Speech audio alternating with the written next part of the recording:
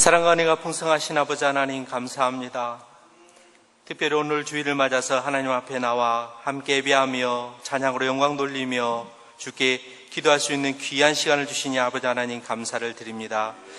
아버지 하나님, 저희가 무엇이 간데 주께서 이렇게 사랑하여 주시고 독생자 예수를 통하여 우리를 구원하여 주시고 다시 한번 하나님 앞에 시작하여 예배하며 기도할 수 있는 은혜를 주신 은혜를 생각할 때마다 감사를 드립니다. 아버지 하나님, 저희의 모습에서 주를 찾고자 하며 또 주를 섬기고자 하며 주께 예배하는 그런 모습이 있었는지 돌아볼 수 있도록 하나님 도와주시옵소서. 우리의 나태함과 우리의 게으름과 우리의 허영심과 우리의 자랑으로 말미암아 하나님을 온전히 나의 구주로 인정하지 아니하고 나의 삶은 나의 것으로 알고 자족하며 방만하게 살지 않았는지 다시금 돌아볼 수 있도록 은혜를 내려 주시옵소서. 너희 중에 죄 없는 자가 먼저 돌로 치라 했던 그 예수님의 말씀처럼 우리 가운데 우리를 돌아볼 수 있는 주의 도우심을 받고 참으로 주의 말씀이 나를 저 복종시킬 수 있는 귀한 은혜의 시간이 될 수 있도록 하나님 도와주시옵소서.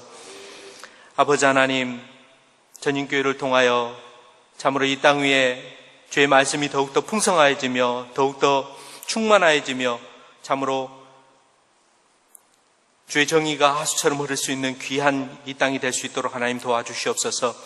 많은 사람들이 이 지역을 오가며 또 이 교회를 보고 또 이 땅을 밟을 때마다 주의 나라와 주의 의가 더욱더 드러나는 귀한 땅이 될 수 있도록 하나님 역사하여 주시옵소서. 특별히 오래전에 이 땅을 통하여 무궁화 운동이 일어나고 또 이를 기념하는 모곡리가 주의 말씀과 주의 은혜로 더욱더 풍성해지는 이 마을이 되고 또 이 성지가 될 수 있도록 하나님 도와주시옵소서. 아버지 하나님, 이 땅에 세워진 많은 학교들 중에 특별히 전인기도 학교를 위해서 기도합니다. 아버지 하나님, 주의 말씀을 들고 설 때마다 참으로 두려움과 떨림으로 설 때에 아버지 하나님, 주의 말씀이 더욱더 강건해지며 아이들 하나하나의 심령을 울릴 수 있도록 하나님 도와주시옵소서. 아버지 하나님, 저들을 성장시키고 주의 말씀을 통하여 성숙시킬 때마다 참으로 이 땅이 더욱더 하나님의 은혜와 사랑으로 풍성해지는 귀한 땅이 될 수 있도록 하나님 도와주시옵소서. 세계 각지로 전하여지며 또 더욱더 전파되는 귀한 복음의 성지가 될 수 있도록 하나님 이 학교를 사용하여 주시옵소서.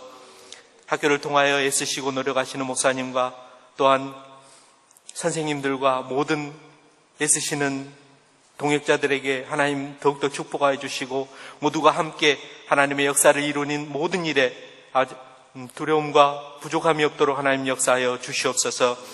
아버지 하나님, 전인교회를 통하여 주의 말씀이 더욱더 잘 전해지며 이 교회가 주의 사랑을 더욱더 잘 전파하는 귀한 교회가 될 수 있도록 하나님 도와주시옵소서. 장로님과 집사님과 권사님과 또 교회를 섬기는 각 성교회와 또 여러 가지 모습으로 섬기는 이런 모든 섬기는 자들 각자의 마음에 그 사랑과 그 감사가 넘쳐나서 서로가 서로에게 도움이 되며 유익이 되는 귀한 복음의 일꾼들이 다 될 수 있도록 하나님 역사하여 주시옵소서.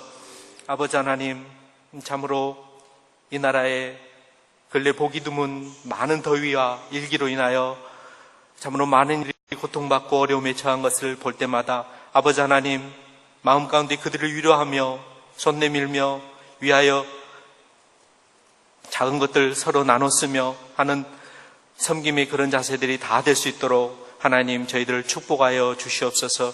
아버지 하나님, 말씀을 통하여 은혜 받기를 소원합니다. 시작하는 시간이 오니 마치는 시간까지 주께서 축복하여 주시옵소서. 예수 그리스도 이름 받들고 간절히 기도하옵나이다. 아멘.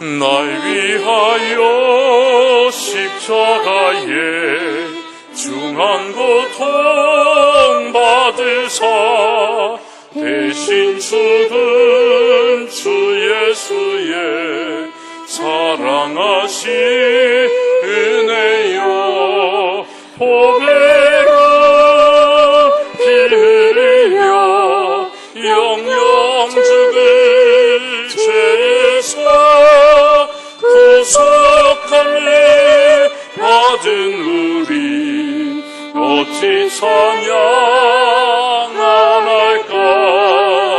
예수 안에 있는 우리 한량없이 즐겁고 주 성령의 위로함이 마음속에 자도가 천국음악 소리 같은 은혜로 그 말씀 끊임없이 듣는 우리 어찌 찬양 안 할까.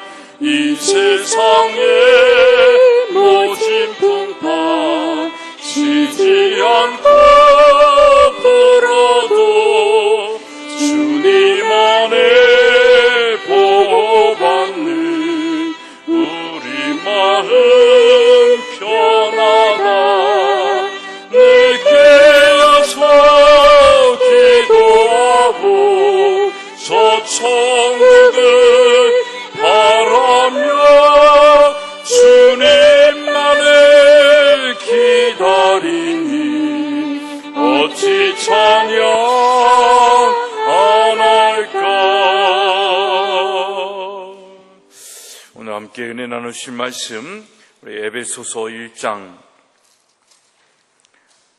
7절로 14절의 말씀 우리 함께 보도록 하겠습니다.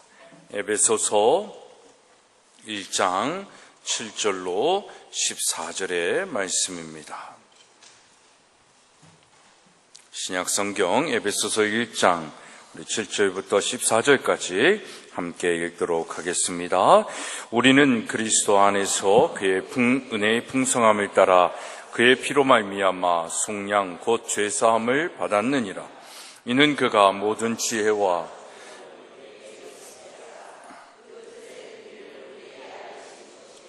그의 기뻐하심을 따라 그리스도 안에서 때가 찬 경륜을 위하여 예정한 것이니 하늘에 있는 것이나 땅에 있는 것이 다 그리스도 안에서 동일되게 하려 하심이라. 모든 일을 그의 뜻의 결정대로 하시는 이의 계획을 따라 우리가 예정을 입어 그 안에서 기업이 되었으니 이는 우리가 그리스도 안에서 전부터 바라던 그의 영광의 찬송이 되게 하려 하심이라. 그 안에서 너희도 진리의 말씀 곧 너희의 구원의 복음을 듣고 그 안에서 또한 믿어 약속의 성령으로 인치심을 받았으니 이는 우리의 기업의 보증이 되사 그 얻으신 것을 속량하시고 그의 영광을 찬송하게 하려 하심이라. 아멘. 오늘 시간 우리 제2남선교회 나오셔서 특별 찬양으로 하나님께 영광 드리시겠습니다.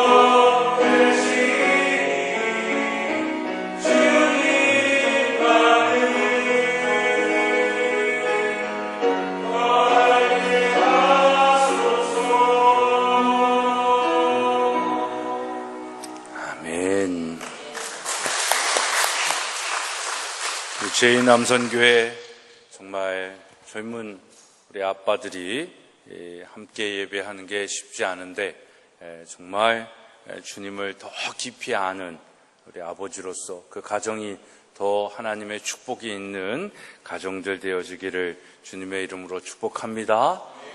참 이 시대를 살기 쉽지 않은 그 때에 나이대에 계신 분들이잖아요.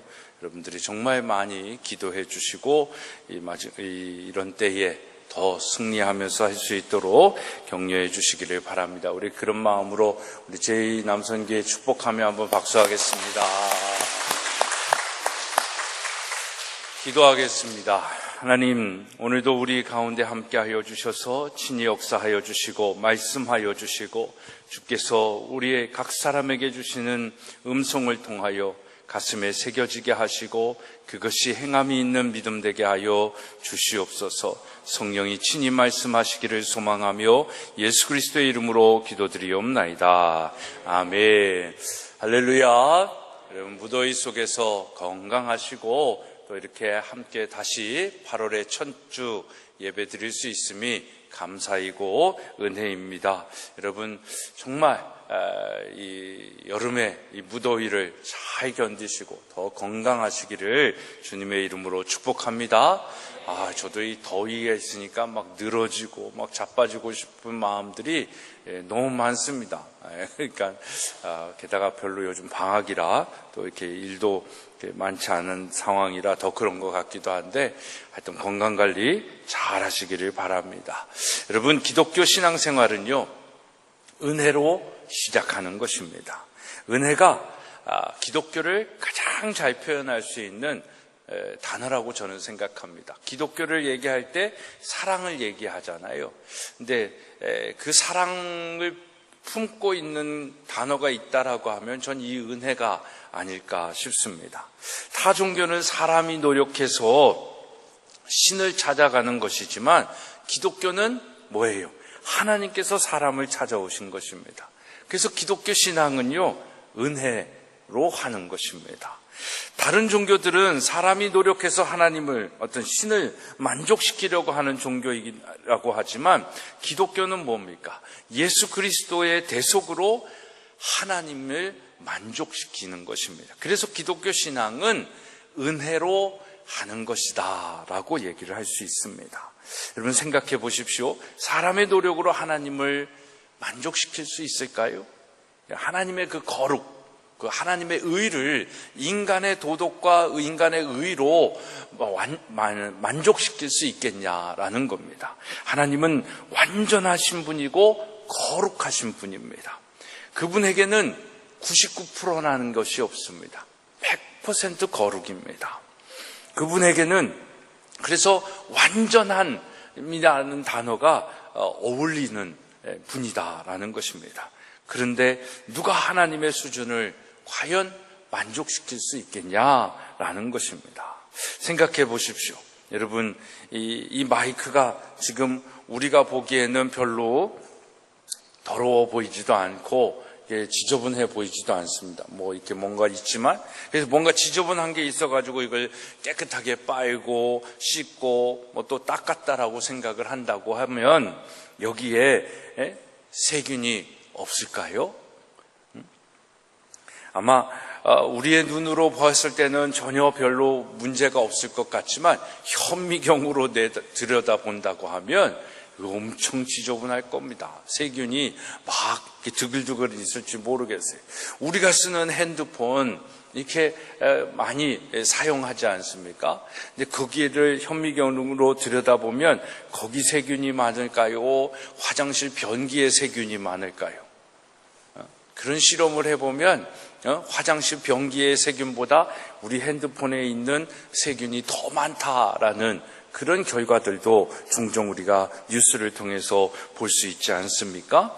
여러분 우리의 의도 마찬가지다라는 겁니다. 우리의 의로 하나님을 만족시키는 것, 우리가 뭔가 생각할 때는 나 이만큼 했어, 나 이렇게 했어, 나 헌금도 이렇게 했어, 나 새벽 예배 안 빠져, 나 주일 성수 잘해, 이런 걸로 우리의 의를 사람과 사람 사이에서 드러낼 수 있을지 모르겠지만 하나님 보시기에는 똑같다라는 것입니다. 여러분, 우리가 볼 때는 하나님을 만족시키는 것이 될 수 있을 것 같지만 하나님의 불꽃 같은 눈으로 현미경으로 보듯이 보시면 만족시켜 드릴 수가 없다라는 것입니다. 그래서 예수 그리스도께서 우리를 대신해서 십자가에서 죽으시고 부활하신 이유가 거기에 있습니다. 우리의 능력으로 안 되니까 우리의 선으로, 우리의 도덕으로, 우리의 윤리로 하나님의 거룩에 이룰 수 없으니까, 하나님과 친밀해질 수 없고 하나님께 가까이 갈 수 없으니까 예수 그리스도께서 대신 십자가에서 죽으심으로 우리를 하나님 앞에서 완전한 자로 세우신 줄 믿으시기를 바랍니다. 여러분, 이 은혜를 깨달을 때 인간은 교만할 수가 없는 거죠. 나의 나됨이 다 하나님의 은혜임을 알기에 우리는 교만할 수가 없는 것입니다. 내 능력으로 안 되니까 예수 그리스도께서 이 땅에 오셨고 나를 대신해서 십자가에서 죽으신 것입니다. 이 은혜를 아는데, 내가 이 은혜로 지금 살고 있는데 우리가 교만할 수 있는 이유가 뭐가 있을까요? 우리를 스스로 자랑하며 내 의를 내세우며 살아가야 할 이유가 뭐가 있겠냐라는 것입니다. 여러분, 또 은혜를 깨달으면요, 우리는 열등감에서도 해방될 수 있습니다. 나는 안 되지만, 내 능력으로는 부족하지만 완전하신 주님께서 나를 대신해서 십자가에서 죽으시고 부활하심으로 나에게 완전한 의를 선물해 주신 거예요. 그래서 나는 그분의 은혜로 하나님 앞에서 보배롭고 존귀하고 사랑스러운 존재가 된 것입니다. 그러니까 열등감에 빠져 있을 이유가 없는 거예요. 나의 존재를 아니까, 내가 은혜로 지금 살고 있다라는 것을 알고 있으니까, 내 안에 예수께서 역사하고 계심을 알고 있으니까, 내가 부족하고 내가 혈통이 어떻고 내가 능력이 어떻고 지금 내 현재의 모습이 어떻다 할지라도 그걸로 열등감에 빠져 있을 이유가 하나도 없다라는 것입니다. 하나님의 은혜, 그 은혜를 주신 하나님은 어떤 분이십니까? 완전하신 분이십니다. 여러분, 에베소서 2장 8절과 9절의 말씀을 보면 분명하게 우리가 믿게 된 것과 구원을 받은 것이 주님의 은혜라고 말씀하고 있습니다. 너희는 그 은혜에 의하여 믿음으로 말미암아 구원을 받았으니 이것은 너희에게서 난 것이 아니라 하나님의 선물이다라는 거예요. 행위에서 난 것이 아니니 이는 누구든지 자랑하지 못하게 하려 함이다라고 합니다. 우리가 구원받고 하나님의 자녀가 된 것은 하나님의 기프트입니다. 선물이에요. 조건 없이 주시는 선물입니다. 이 선물을 받아 누리시기를 축복합니다. 여러분, 노아 시대에는 죄악이 가득하였어요. 아마 오늘날보다도 더 했는지도 모르겠습니다. 죄악이 그렇게 죄악이 가득하니까 뭐가 있었습니까? 하나님의 심판이 있었잖아요. 그래서 노아의 그 홍수가 일어난 것 아닙니까? 그래서 홍수로 멸망을 당하고 말았습니다. 그런데 그 시대의 유일한 의인인 노아만 구원을 받았습니다. 그런데 노아가 의인이 될 수 있었던 비결은 여러분 무엇일까요? 창세기 6장 8절의 말씀을 보면 그러나 노아는 여호와께 은혜를 입었더라 라고 말씀하고 있습니다. 근데 노아 시대에 하나님께서 노아에게만 은혜를 주셨을까요? 아니죠. 다 동일하게 은혜를 주셨을 것입니다. 근데 노아만 그 은혜를 기억하고 그 은혜를 알고 그 은혜로 자기가 살고 있음을 고백하면서 살았던 것입니다. 그러니까 교만하지 않았지요. 그러니까 열등감에 빠져가지고 비교의식 속에서 막 근심 걱정하고 염려하고 막 그 죄악에 빠져서 살면서 자기 자신을 비참하게 만들지 않았다라는 것이죠. 여러분, 오늘 이 시대에도 하나님이 노아의 시대에 은혜를 주시듯 우리 이 시대에도 은혜를 주심을 믿으시기를 바랍니다. 그 하나님의 은혜를 입은 자로 이 마지막 때에 구원받을 만한 여러분들의 믿음이 되어지기를 주님의 이름으로 축복합니다. 여러분, 저와 여러분도 하나님이 주시는 은혜를 받아서 그리스도인이 된 것입니다. 우리의 공로가 아닙니다. 여러분이 선택한 것이 아니다라는 것입니다. 우리의 능력이 탁월해서도 아니다라는 것을 알아야 하는 것입니다. 오늘은 그래서 이 은혜에 하나님께서 우리에게 은혜를 주셨는데 그 은혜로 통한 우리의 삶의 결과들이 무엇인지 한번 나눠보려고 합니다. 7절에 보니까 우리는 그리스도의 풍성한 은혜를 입었다라고 말씀하고 있습니다. 여러분, 그 은혜를 입은 우리의 삶의 결과가 무엇인지, 우리는 은혜다라는 건 알지만 그 은혜의 구체적인 내용을 잘 모르잖아요. 그래서 오늘 그 은혜를 한번 나눠보기를 원합니다. 첫째로, 여러분, 은혜로 우리는 죄사함을 받았습니다. 한번 따라합시다. 은혜로 죄사함을 받았습니다. 7절 우리 다시 한번 읽겠습니다. 시작. 우리는 그리스도 안에서 그의 은혜의 풍성함을 따라 그의 피로 말미암아 속량 곧 죄사함을 받았다라고 얘기합니다. 여러분, 우리는 그리스도의 피로 말미암아 속량 곧 죄사함을 받았습니다. 여기서 속량이라는 말을 원문에서 보면은 용서한다, 석방시켜준다, 탕감시켜준다라는 의미를 가지고 있습니다. 그 중에서 탕감해준다라는 말이 제가 생각하기엔 이 속량의 의미를 가장 잘 표현하고 있는 의미가 아닌가 생각을 해봅니다. 그래서 탕감이라는 말을 국어사전에서 찾아보면요, 빚이나 세금, 요금 따위를 온통 삭쳐줌이라고 되어 있습니다. 삭쳐줌이라고 하는데, 이 삭친다라는 말을 그래서 잘 모르잖아요. 그래서 찾아보니까 어떤 의미가 있냐면 뭉개서 없앤다 라는 의미가 있습니다. 다시 말하면 우리의 죄값을 주님의 피로 뭉개서 아예 없애버린다 라는 의미가 속량이라는 의미입니다. 그래서 속량이라는 말은 속전을 받고 놓아준다라는 의미로 풀어가 되는데, 이 말은 어떤 사람이 빚을 갚지 못해서 종으로 팔렸잖아요. 그런데 돈이 많은 사람이 그 사람의 몸값을 대신 지불해주고 그를 놓아준다면 그 사람은 자유인이 되는 거잖아요. 이것을 속량이다라고 우리 기독교에서는 얘기를 하는 것입니다. 그래서 여러분, 예수님께서 이 세상에 오셔서 우리의 죄를 대신 지시고 십자가에서 피를 쏟아주셨습니다. 이것이 바로 속량이다라는 것입니다. 그 결과로 우리는 무엇을 얻은 거예요? 죄사함을 받게 된 줄로 믿으시기를 바랍니다. 그래서 예수 그리스도의 피가 우리 기독교에서는 구원의 가장 핵심적인 교리인 것입니다. 성경의 많은 곳에서 예수님의 피로 우리가 깨끗하게 되었고 죄사함을 받았고 죄에서 해방되었고 그것으로 인하여 하나님과 가까워졌고 하나님의 보좌 앞에 나아가게 되었다라고 얘기를 하고 있습니다. 그래서 예수 그리스도의 피가 우리의 인생에 있어서, 우리의 삶에 있어서 힘이요, 능력이요, 은혜라는 것입니다. 그래서 구약시대에 보면요, 제사를 드릴 때마다 짐승을 잡았습니다.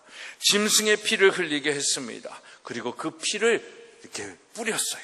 그 이유는 뭡니까? 예수 그리스도의 피의 권세와 능력을 구약시대에도 예표하기 위함인 것입니다. 그래서 구약은 그림자고 신약은 예수 그리스도가 실제라고 얘기하는 것입니다. 구약의 모든 희생제사들은 모두 우리를 속량하기 위하여 피를 흘리신 예수 그리스도의 삶, 예수 그리스도의 죽으심, 예수 그리스도의 십자가의 보혈을 우리에게 예고한 것입니다.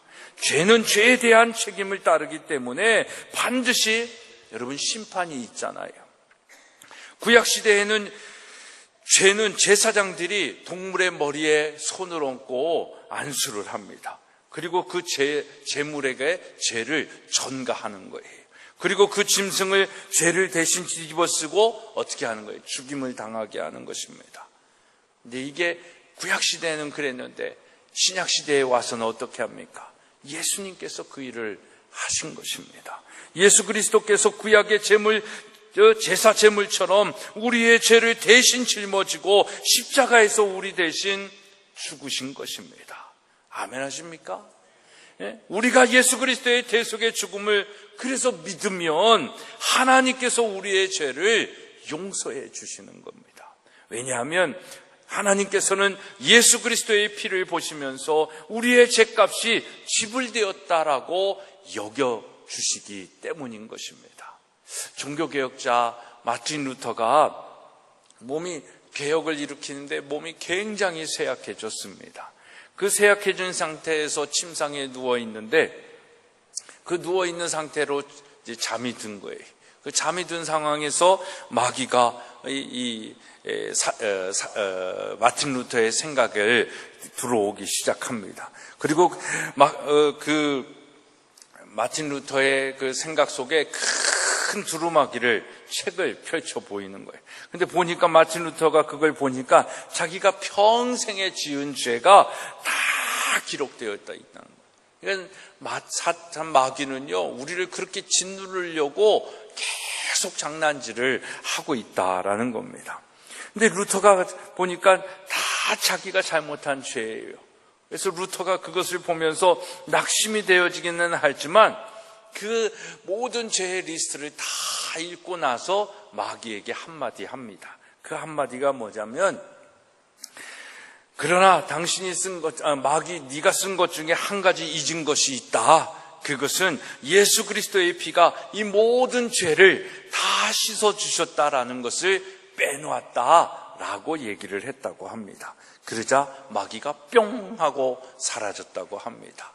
여러분, 사단 마귀가 여러분들을 괴롭히고 여러분들의 죄로 인하여 여러분들을 구속하려고 하고 막 여러분들을 짓누를 때에 예수 그리스도의 피가, 그래 그 죄 내가 다 진 거 안다, 그러나 그 죄를 예수 그리스도 그의 피가 다 대속했음을 너는 왜 모르냐라고 하면서 예수 그리스도의 이름으로 대적하시기를 주님의 이름으로 바랍니다.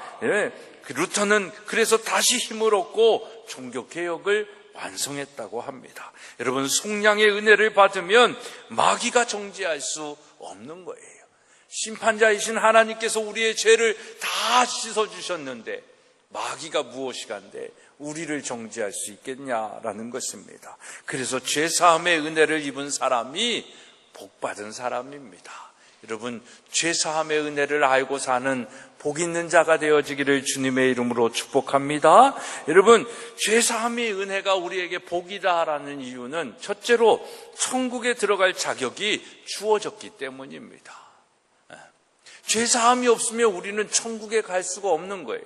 근데 죄사함의 은혜를 받은 우리들은 이제 천국 백성의 자격을 얻은 것입니다. 천국은 거룩한 나라이기 때문에 죄를 가지고 들어갈 수 없습니다. 그런데 예수님의 피로 죄사함을 받았기 때문에 우리는 천국에 갈 수 있는 것입니다.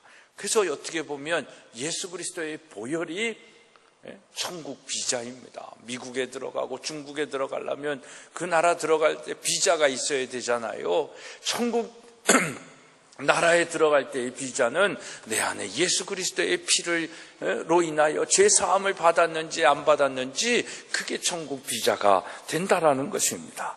지금 이 시대는 여러분 재림의 주님을 맞이할 그런 신부로서의 단장이 필요한 때입니다. 이때 가장 중요한 것이 뭐겠어요? 죄사함입니다. 그래서 우리는 예수 그리스도의 십자가 앞에서 회개해야 하는 것입니다. 그리고 순결한 처녀로 주님을 맞이할 준비를 하며 천국 나라 들어갈 준비를 해야 되는 것입니다. 그래서 죄사함이 우리에게 은혜가 되는 것입니다. 또 죄사함이 은혜의 복이 되어지는 것은 둘째로 하나님 앞에 나아가 하나님과 교제할 수 있기 때문에 복이 되어지는 것입니다. 그래서 죄사함을 받은 사람의 예배가 하나님께 도달하는 것입니다. 죄사함을 받은 사람의 기도가 하나님이 응답하시는 거예요. 거꾸로 생각하면 죄사함이 없다면, 속량을 받은 우리의 은혜가 없다라고 하면, 그 은혜를 기억하지 않고 그 은혜로 살고 있지 않다면 여러분들의 예배는 형식일 뿐입니다. 의식일 뿐입니다. 여러분들의 기도가 하나님께서 응답하지 않는 이유가 있다면 여러분들이 아직 죄사함의 은혜를 누리지 못하고 있기 때문에 그래요. 저는요, 요즘 기도 응답받는 또 이렇게 은혜가 정말 많이 있습니다. 요즘도 막 이렇게 기도하고 하는 제목들이 있는데 정말 하나님이 기가 막히게 그런 것들을 이렇게 응답하여 주시고 사람을 붙여주시고 해결해 주시고 또 이 일들을 이루어 나가는 그 은혜가 저한테는 얼마나 있는지 몰라요. 제가 막 기도에 영성이 있는 사람은 아니에요. 그러나 하나님이 나의 주인이시고 모든 은혜의 근원이시고 내 죄 사함의 은혜를 알고 있기 때문에 하나님이 응답해 주시는 거예요. 여러분, 저만 잘나서 그런 게 아니라니까요. 제가 영성이 뛰어나서 기도를 많이 하는 사람이라서 그런 게 아니라니까요.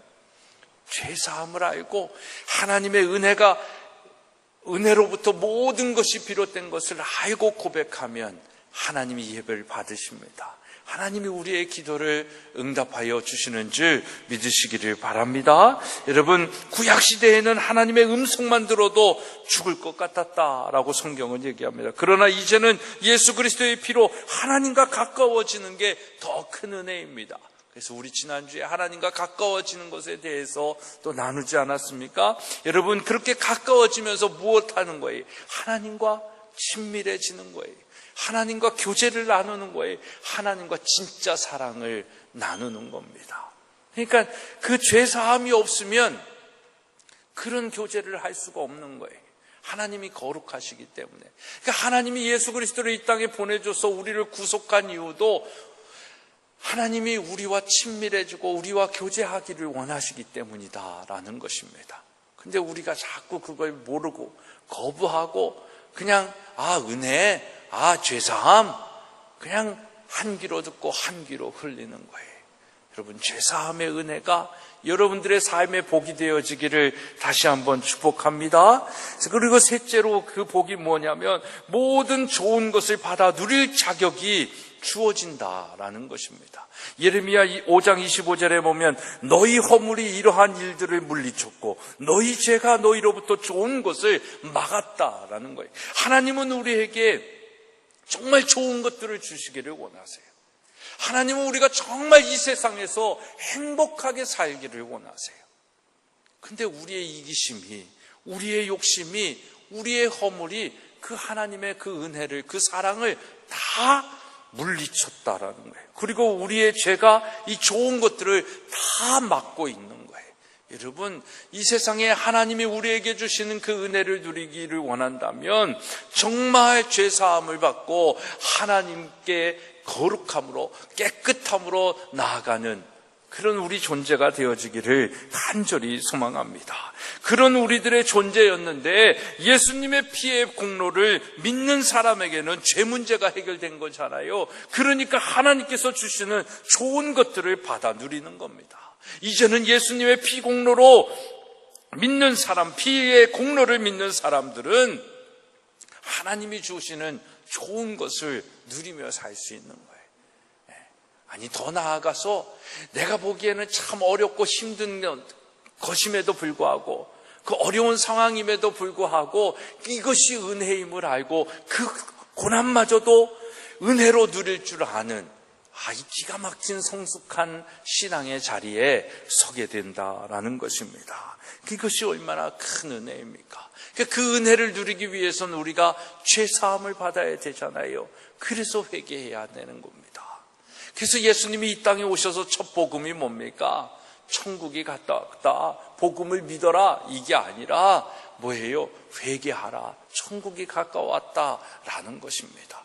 회개해야 이 천국을 누리고 회개해야 죄사함을 받고 그 죄사함을 통하여 주시는 은혜를, 그 복을 받아 누릴 수 있다라는 것입니다. 여러분, 죄사함의 은혜가 왜 복인 네 번째는 마귀를 이길 수 있는 권세가 주어졌기 때문입니다. 마귀가 가장 무서워하는 건 십자가입니다.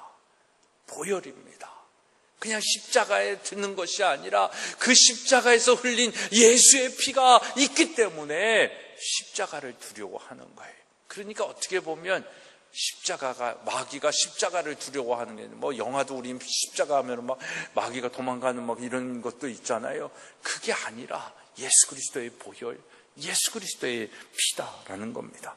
계시록 12장 11절에 보면 성도들이 어린 양의 피로 마귀를 이긴다 라고 말씀하고 있습니다. 마귀가 여러분들을 공격하려고 하다가 예수의 피가 발라지고 죄가 사해진 것을 알면 사단 마귀가 역사할 수가 없다라는 겁니다. 그래서 우리에게 유월절의 은혜가 필요하다라는 것이지요. 여러분, 정말 예수님의 피로 죄사함을 받은 것, 이것이 은혜임을 믿고 기억하고 그 은혜를 누리며 살아가기를 주님의 이름으로 축복합니다. 여러분, 그 은혜의 결과로 죄사함을 받는 것입니다. 둘째로 은혜의 결과는 뭡니까? 하나님의 나라를 알게 되는 것입니다. 하나님께서 믿는 사람에게 지혜와 총명을 부어주셔서 하나님의 비밀을 알게 하셨습니다. 여기서 비밀은 하나님의 경륜, 하나님의 예정하심, 이것을 말하는 것인데, 오늘 본문의 10절의 말씀을 보니까 모든 것이 그 하나님의 비밀 안에서, 그리스도 안에서 어떻게 된다? 통일된다 라고 얘기를 하고 있습니다. 다른 말로 얘기하면 회복되어지고 화목하여지고 일치되어지는 것을 얘기합니다. 그래서 주기도문에서 하나님의 뜻이 하늘에서 이루어진 것 같이 땅에서도 이루어지는 것, 이것을 의미하고 있는 것입니다. 다른 표현으로 말하면 하나님께서 통치하시는 하나님의 나라가 이루어지는 것을 말하는 거예요. 그러니까 여러분, 은혜라는 것은 바로 하나님의 다스림을 이야기하는 것입니다. 은혜를 받으면 하나님의 나라의 비밀을 그래서 알게 되는 것입니다. 여러분, 하나님께서 세상을 창조하신 주인이시기 때문에 이 세상은 하나님께 속했음을 믿으시기를 바랍니다. 그런데 하나님께서 이 세상을 아담에게 맡기셨어요. 처음에 아담은 하나님의 선한 청지기로 그 세상을 하나님의 뜻대로 잘 다스렸습니다. 잘 이끌었습니다. 관리했습니다. 그래서 그 세상, 그 하나님이 창조하신 세상이 하나님의 통치로 잘 다스려졌어요. 그런데 마귀가 아담과 하와를 유혹했고 그 하와가 마귀의 유혹에 넘어가지 않습니까? 죄를 범한 이 아담과 하와는 이제 하나님의 자녀가 아니라 죄의 종이 되어버렸어요. 마귀의 종이 되었다라는 것입니다. 종의 것이 다 주인에게 속하였기 때문에 이 세상이 이제는 하나님의 통치 다스림 속에 있는 것이 아니라 사단 마귀의 손아귀에 있게 되는 거예요. 그러니까 지금 이 세상은요, 하나님께서 창조하셨지만 이 세상을 다스리는 것들은 누구다라고 얘기하는 거예요.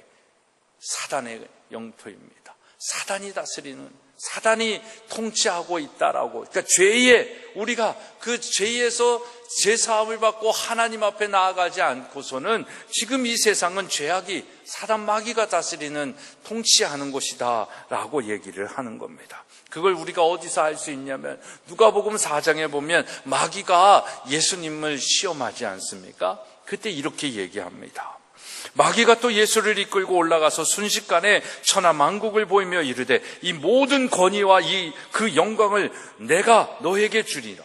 사단이 예수님께 주겠다라고 얘기하는 겁니다. 이것은 내게 넘겨준 것이므로 내가 원하는 자에게 준다라고 얘기하는 겁니다. 그러므로 그러니까 예수님이 만일 사단에게 절하면 다 예수님의 것이 될 것이다 라고 얘기를 하는 거예요. 그러니까 지금 이 권위, 천하 만국을 다스리는 이 힘은 누구에게 있다라고 지금 마귀가 얘기하는 겁니까? 자기에게 있다라고 얘기하는 거예요. 그리고 나한테 절하면 내가 그거 너한테 줄게, 예수님에게 줄게, 이렇게 얘기하고 있는 것입니다. 그래서 예수님도 어떻게 얘기하냐면 요한복음 12장 31절과 16장 11절에 보면 마귀를 이 세상의 임금이다 라고 얘기를 합니다. 근데 예수님은 어떻게 하셨어요? 마귀에게 절하지 않습니다. 여러분, 예수님의 이 마귀의 손에 넘어간 이 세상에 하나님의 나라를 세우는 그 하나님의 마음이 있으신 거예요. 예수님이 이 땅에 오신 것은 빼앗긴 하나님의 나라를 다시 회복하시기 위해서 오셨다라는 겁니다. 그래서 예수님은 3단계로 하나님의 나라를 세워가는데, 첫째로 예수님 자신이 철저히 하나님의 통치를 받음으로 하나님의 나라를 세워가신 겁니다. 그러니까 사단에게 절하지 않으셨어요. 그러니까 여러분들이 하나님의 나라를 세워간다라는 건 너무 큰 이야기로 들릴 수 있지 않습니까? 아닙니다. 여러분들이 지금 이 세상을 주관하시는 이가 하나님이심을 믿고 하나님의 말씀대로 순종하면 여러분들은 하나님의 통치를 받으시는 분들이에요. 그런데 이 세상이 다 하나님을 부인하고 있잖아요. 이것이 우리의 아픔이다라는 것입니다. 예수님은 완전하신 하나님이셨지만 이 일을 이루기 위하여 인간의 몸을 입고 이 땅에 오셨습니다. 그래서 물리적인 제한을 받으셨어요. 우리와 같이 똑같이 사셨어야 한다는 것입니다. 그러나 예수님은 우리처럼 죄의 지배를 당하지 않으셨습니다. 욕심부리며 살지 않으셨습니다. 예수님은 이 땅에 자기가 왜 존재하고 무엇을 위해 살아야 하는지 그것을 분명히 알고 그 목적을 변질시키지 않았어요. 죄의 자리에 서지 않으셨습니다. 오직 그 일을 위하여 목숨을 다 하신 것입니다. 그러니까 십자가의 고통이 있어도 어떤 유혹이 있어도 그 흔들림이 없고 하나님의 통치, 하나님의 다스림만 받은 거죠. 이게 진정한 순종이다라는 것입니다. 그래서 하나님께서 그를 통해서 이루실 일을 완전히 이루셨습니다. 예수님은 자신이 철저히 하나님의 통치 아래 거하심으로 하나님의 나라를 세워가셨습니다. 둘째로 예수님은 믿음의 사람들을 통해서 하나님의 나라를 세워가셨습니다. 불신자가 예수님을 믿어 의롭게 되어 하나님의 통치를 받으면 그것이 하나님께 속한 영역이 되어서 하나님의 나라가 되어지는 겁니다.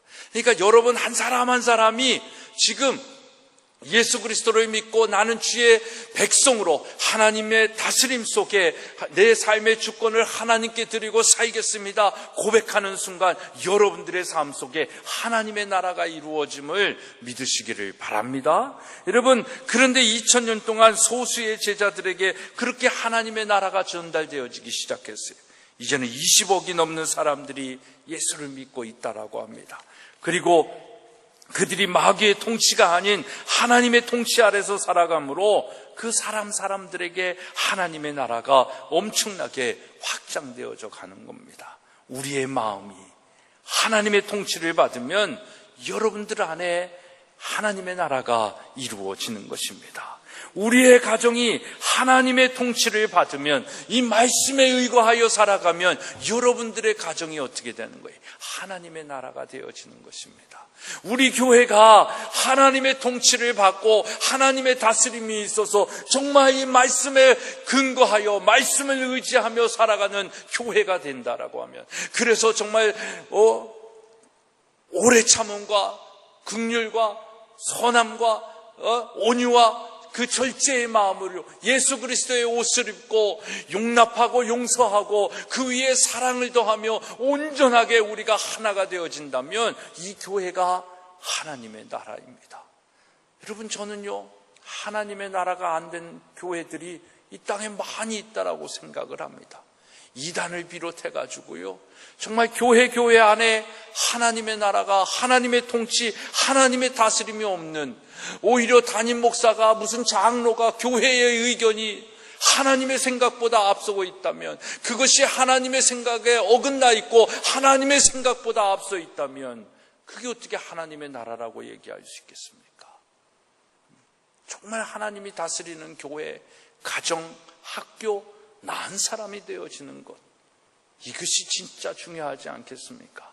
예수님은 그렇게 우리 한 사람을 통해서 하나님의 나라를 이 땅에 세워 가신 것입니다. 셋째는 주님의 재림으로 완전한 하나님의 나라를 이루실 것을 말씀하시는 것입니다. 먼저 지상에서 1000년 동안 주님이 통치하시는 천년왕국이 있게 될 것입니다. 그리고 천년왕국이 끝나면 최후의 심판, 이건 백보자 심판이다라고 얘기하는데, 이 최후의 심판이 있게 될 것이고, 이 최후의 심판 후에 하나님께서 이제 완전하게 통치하시는 그 나라가 서게 되는 것입니다. 그래서 누가복음 8장 10절에 보면 주님이 이렇게 얘기하십니다. 이르시되 하나님의 나라의 비밀을 아는 것이 너희에게는 허락되었으나 다른 사람에게는 비유로 하나니, 이는 그들로 보아도 보지 못하고 들어도 깨닫지 못하게 하려 함이다 라고 얘기합니다.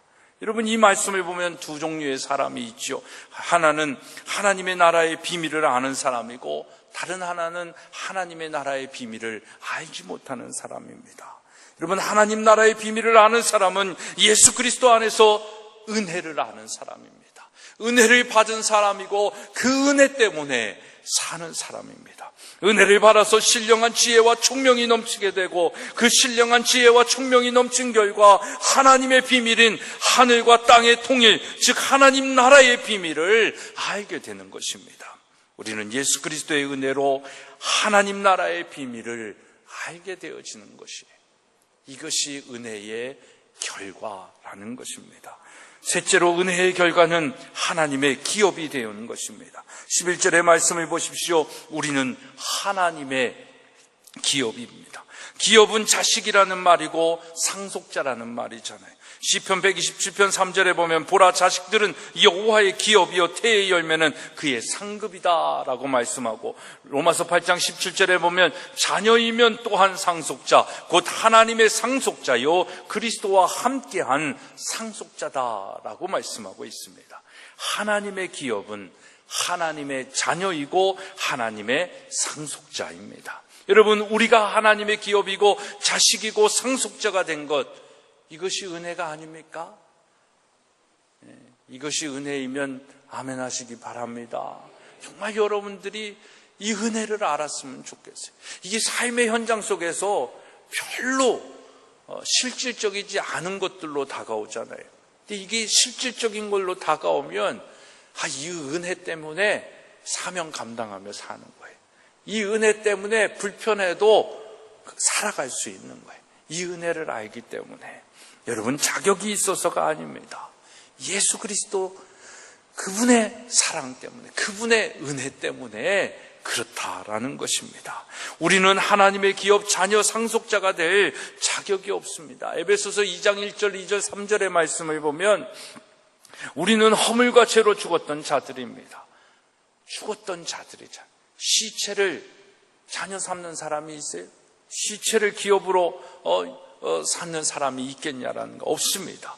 우리는 영적으로 시체와 같은 사람들입니다. 그런데 예수 그리스도의 은혜로 하나님의 기업과 자녀와 상속자가 된 것입니다. 아멘 하십니까? 여러분, 에베소서 2장 2절에 보면 그때에 우리들은 사망 가운데서 행했고 세상 풍조를 따라갔고 악한 마귀를 따랐던 사람입니다. 지금 우리가 그렇게 살고 있는지도 모릅니다. 역시 우리는 하나님의 기업 자녀 상속자가 될 자격은 없다라는 거예요. 근데 우린 지금 그런 자가 돼 있잖아요. 그러니까 은혜지요.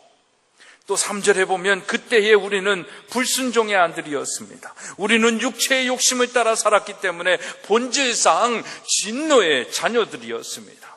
여러분, 이 말은 뭐예요?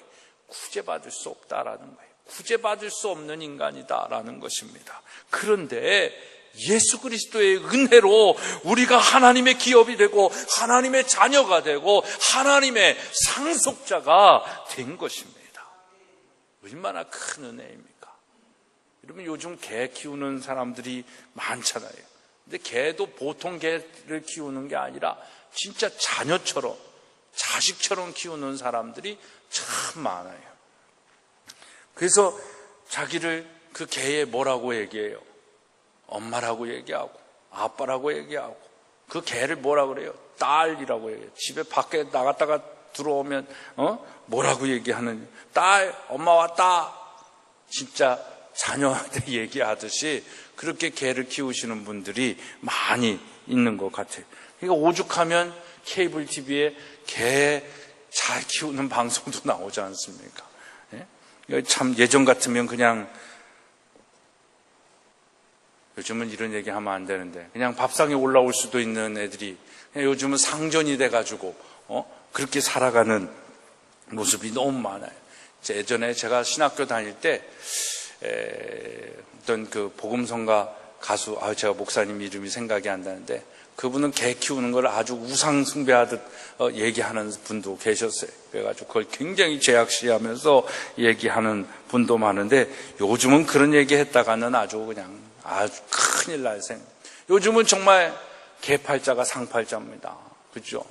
어떨 때 이렇게 차 타고 지나가다 보면 차창 밖에서 이렇게 고개를 내밀고 있는 개의 얼굴을 봅니다. 근데 그 차가 보통 차가 아니에요. 막 벤츠 500이고 막 그래요. 나는 저 차를 언제 한번 타보나 그러는데, 걔는 맨날 타고 다니는데 누가 모시고 다니는 거예요? 기사까지 있는 거예요. 예? 야, 그런 세월이 올까? 이런 생각이, 정말 개팔자가 상팔자다라는 생각을 할 때가 많습니다. 여러분, 우리 자신을 이런 개에 비유하는 건 좀 그렇지만, 여러분, 우리가 예수 그리스도의 은혜로 하나님의 기업이 되고 하나님의 자녀가 되고 하나님의 상속자가 되었다라는 건 어쩌면 벤츠 500 타고 다니는 그 개 팔자보다 더 나은 존재임을 우리가 깨달아 알아야 되지 않겠냐라는 것입니다. 우리의 존재는 여전히 인간이지만 죄를 짓는 존재이지만 하나님께서 우리를 자녀 삼으시고 기업으로 삼아주시고 상속자로 삼아주셨다라는 것입니다. 이것이 얼마나 큰 은혜냐라는 겁니다. 여러분, 우리는 하나님의 기업이기 때문에 하나님께서 책임져 주시고 하나님께서 키워주시는 겁니다. 여러분, 여러분의 만약 기업이 있다면 누가 책임져야 됩니까? 그 기업에 책임 맡고 있는 사람이 책임져야 되겠죠. 기업은 누가 키워야 됩니까? 또 그것을 맡고 있는 사람이 키워야 되잖아요. 그러니까 예를 들면 이 학교에 대한 책임을 누가 져야 되겠습니까? 제가 책임져야 되겠죠. 누가 이 학교를 키워야 되겠습니까? 제가 키워야 되겠죠. 마찬가지입니다. 여러분, 하나님의 기업은 누가 책임지는 거예요? 하나님이 책임져 주시는 겁니다. 하나님의 기업은 누가 키우는 것이에요? 역시 하나님이 키우시는 겁니다. 제가 키우고 제가 책임진다라고 했지만, 여러분, 이것이 하나님의 나라요, 하나님이 다스리시는, 하나님이 통치하시는 공동체라고 했을 때 제 책임은 없어요. 전 최선을 다하는 거예요. 정말 책임지는 마음으로 최선을 다하는데 그 책임은 누가 지우시는 거예요? 하나님이 하시는 겁니다. 이 학교 누가 키우는 겁니까? 제가 키우기 위해 정말 열심히 뛰어다니고 최선을 다하지만 안 키운다고 뭐라 그럴 사람도 없습니다. 뭐라 그러거나 말거나 신경 쓸 필요도 없고요. 하나님께서 저한테 너 왜 못 키웠어? 책망하지 않으십니다. 하나님이 키우시기 때문에. 여러분, 여러분들의 가정, 여러분들의 기업, 여러분들의 자녀, 누구의 소유입니까? 누가 책임지고 누가 키우시는 겁니까? 그 키움의 주권이 하나님께 있는 곳이 하나님의 나라입니다. 하나님이 다스리시는 곳이. 그게 더 속편하잖아요. 괜히 내가 뭘 하려고 할 이유가 없다니까요. 우리는 사명 맡은 자로, 소명 믿는 자로 사명을 감당하기 위하여 최선을 다하면 돼요. 죽도록 충성하면 되는 거예요. 그 열매는 하나님께서 책임져 주시는 겁니다. 여러분, 예수님이 나의 구주라고 믿으십니까?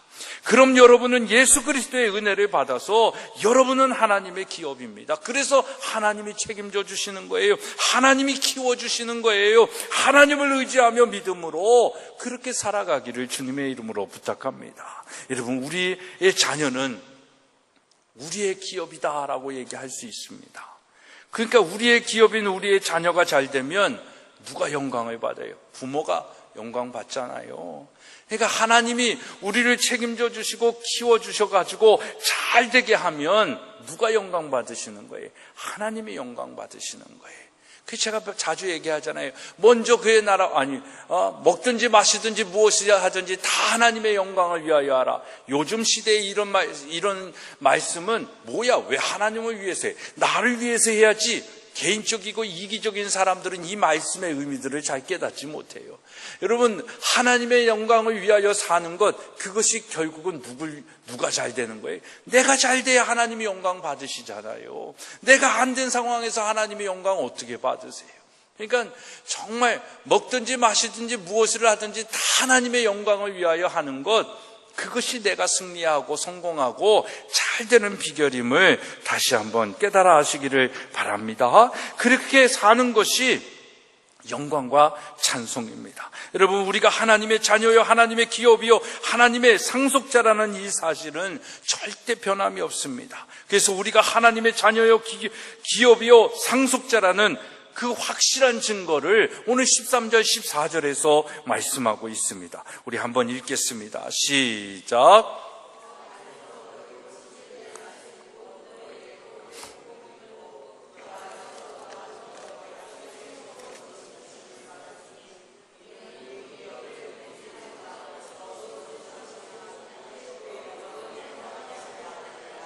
여러분, 복음을 믿는 우리는 성령으로 무엇을 받은 거예요?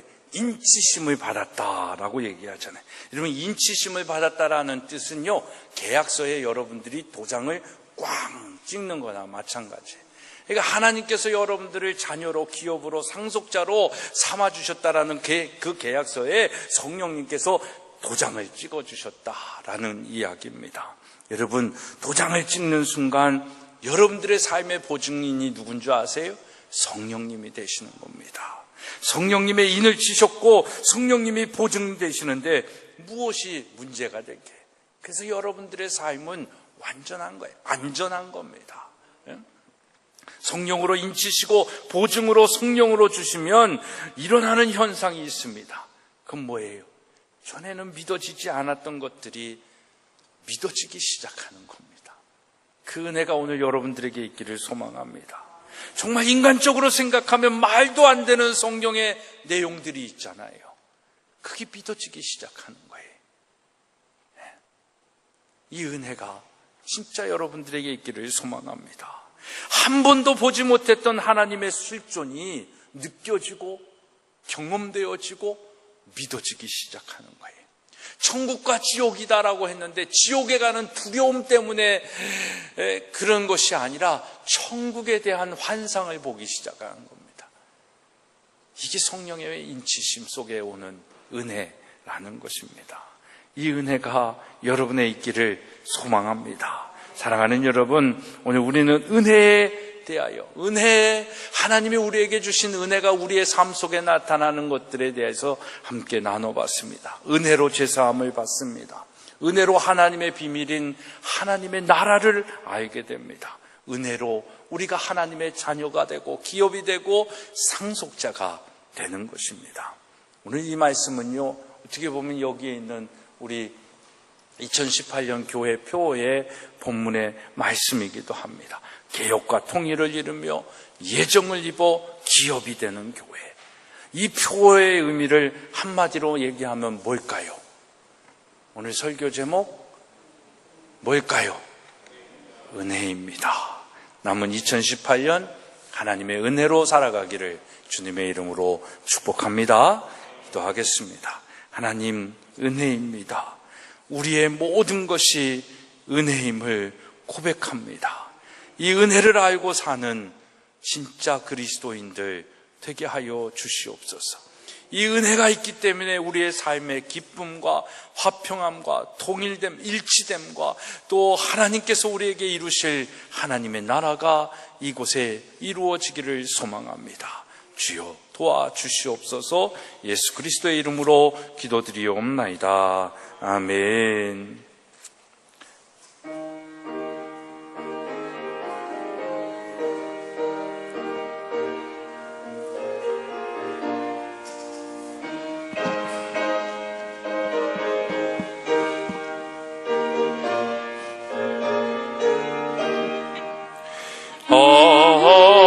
하나님의 은혜로 있을 데 없는 자 왜 구속하여 주는지 난 알 수 없도다.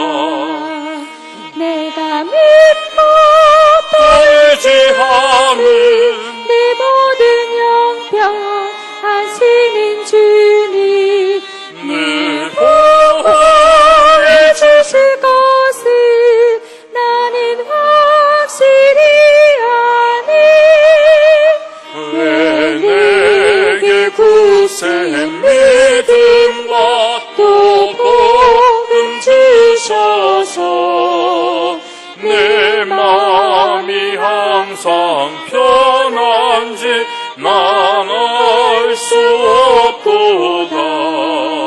내가 믿고 떨지 않은 내 모든 영편 하시는 주님 늘 보호해 주실 것을 나는 확실히 아네. 왜 내게 성령 주셔서 내 마음 감동해 주 예수 믿게 하는지 난 알 수 없도다. 내가 믿고 떨지 않은 내 모든 영편 하시는 주님 늘 보호해 주실 것을 나는 확실히 아네. 주 언제 강림하실지 혹밤에 헛낮에 또 주님 만날 그곳도 난 알 수 없도다. 내가 믿고 떨지 않은 내 모든 영편 하시는 주님 늘 보호해 주실 것을 나는 확실히 아네.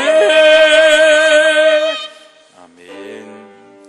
모든 것이 주께로부터 왔으니 이 예물을 주께 드리나이다.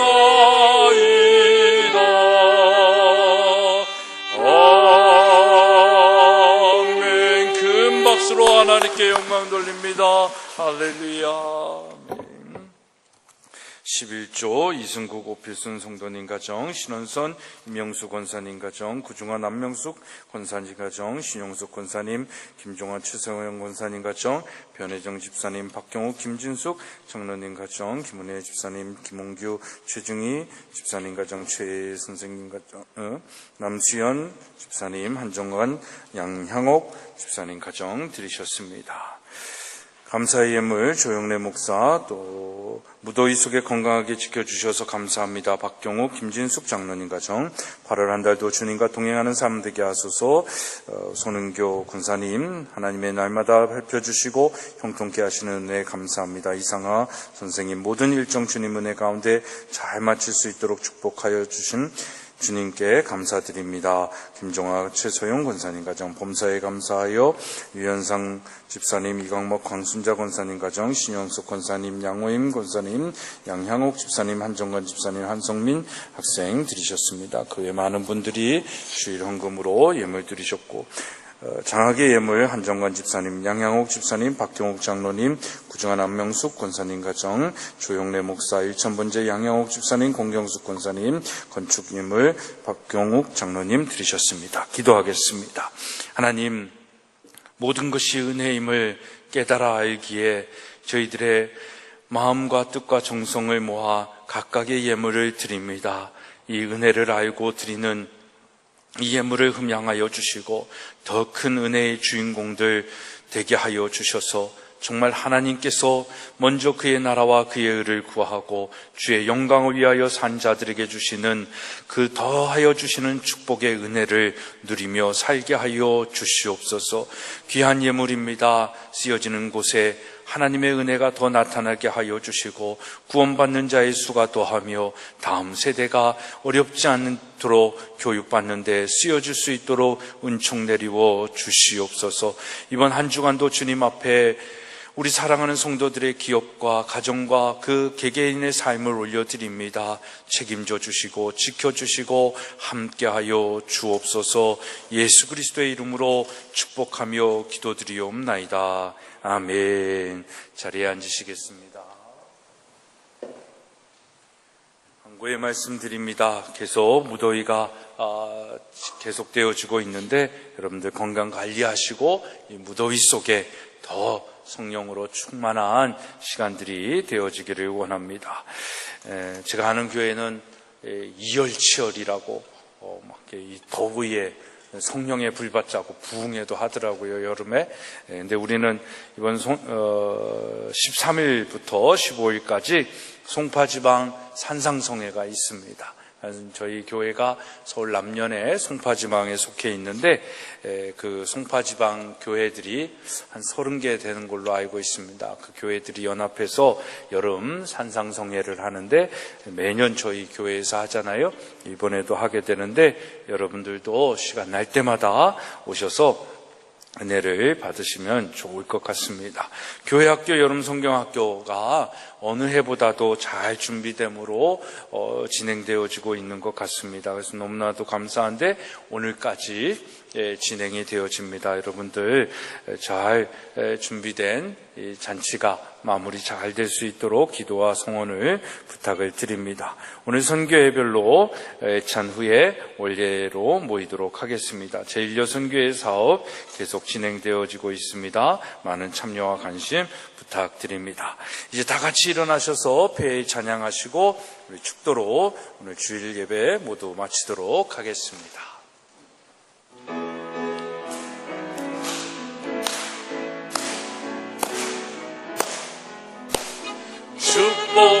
축복합니다. 주님의 이름으로 축복합니다. 주님의 사랑으로 이곳에 모인 주의 거룩한 자녀에게 주님의 기쁨과 주님의 사랑이 충만하게 넘치기를 축복합니다. God bless you. God bless you. 축복합니다. 주님의 사랑으로.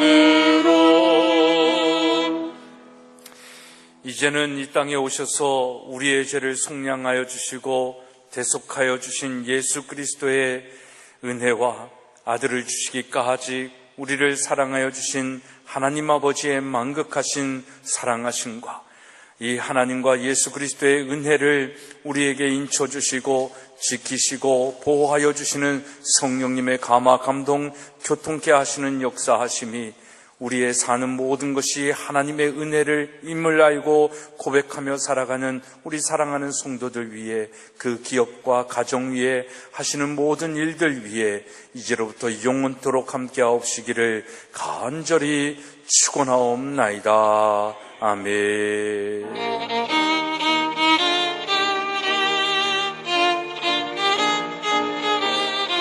아멘. 주님.